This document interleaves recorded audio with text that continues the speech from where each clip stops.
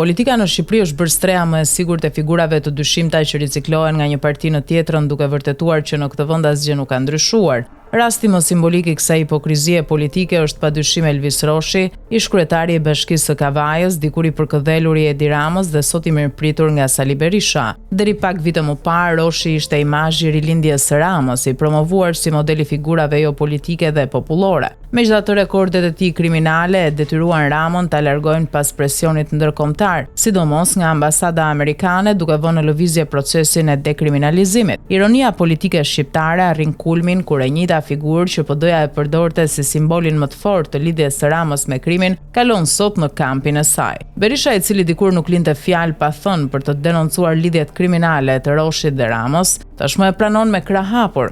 Angazhimi i Elvis Roshit me Partinë Demokratike nuk është vetëm një episod i izoluar, por pasqyron një sistem politik ku figurat e inkriminuara përdoren dhe ripërdoren sipas interesave të momentit. Kjo lloj episod ka vetëm një fitues, status quo-n kriminale dhe politike, e cila e mban peng Shqipërinë prej dekadash. Në një situatë ku morali politik është ndëruar në një farsë dhe standardet janë thjesht një përrall, qytetarëve u mbetet vetëm të dëshpërohen, ndërsa roshët e radhës lëvizin lirshëm, duke u zgërdhir në fytyrë demokracisë shqiptare. Është momenti të kuptohet se ndryshimi i vërtet nuk mund vi pa një pastrim rrënjësor të klasës politike. Përndryshe, status quo-ja kriminale do të mbetet padronja e vetme e politikës shqiptare, duke lënë vendin në një rreth vicioz të riciklimit të krimit dhe korrupsionit.